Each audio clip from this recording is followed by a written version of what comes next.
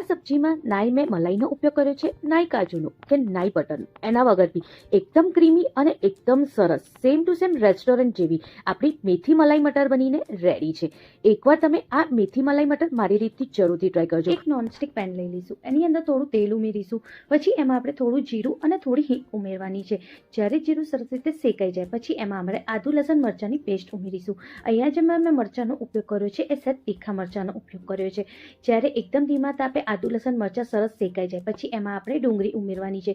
ડુંગળીને પણ આપણે એકદમ ધીમા તાપે કૂક કરીશું, જેથી જે ડુંગળીનો જે ફ્લેવર છે અને આદુ લસણ મરચાંનો એ શાકમાં બહુ જ સરસ આવે. જ્યારે ડુંગળી શેકાઈ જાય પછી એમાં આપણે વટાણા ઉમેરવાના છે અને વટાણાને પણ થોડીક વાર માટે આપણે કૂક થવા દેવાનું છે. જ્યારે થોડીક વાર થઈ જાય અને વટાણા સહેજ પોચા થવા આવે પછી એમાં આપણે ટામેટાં ઉમેરીશું. ટામેટાં ઝટપટ કૂક થાય એના માટે આપણે સ્વાદ મુજબ મીઠું ઉમેરી દઈશું અને બધાને સરસ રીતે મિક્સ કરી દઈશું. ટામેટાં જ્યારે સરસ ગળી જાય પછી આપણે એમાં મસાલા કરવાના છે, હલ્દી પાવડર અને લાલ મિર્ચ પાવડર. બધાને સરસ રીતે આપણે મિક્સ કરી દેવાનું, થોડીક વાર માટે કૂક થવા દેવાનું.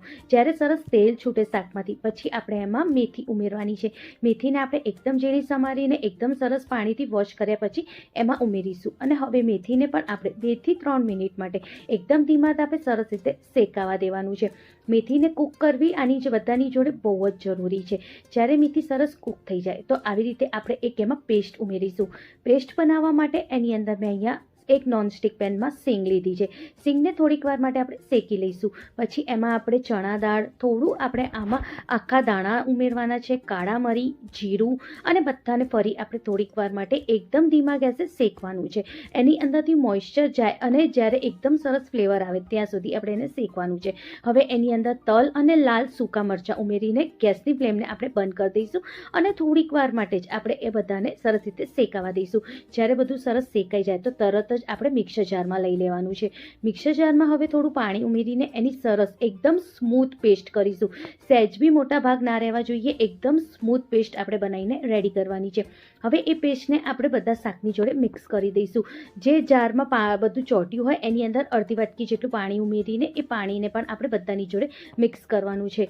હવે એની અંદર 1 ચમચી જેટલી ખાંડ ઉમેરીશું અને બધાને ફરીથી એકદમ સરસ આપણે શેકી લઈશું. હવે આપણે 3 થી 4 મિનિટ માટે શાકને એકદમ સરસ રીતે શેકાવા દેવાનું છે. આપણે જે પાછળથી ક્રીમ ઉમેરી એને પણ કૂક કરવી બહુ જ જરૂરી છે.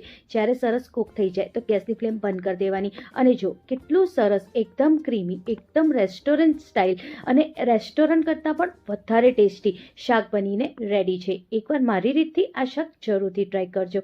ગમે તો લાઈક કરજો. થેન્ક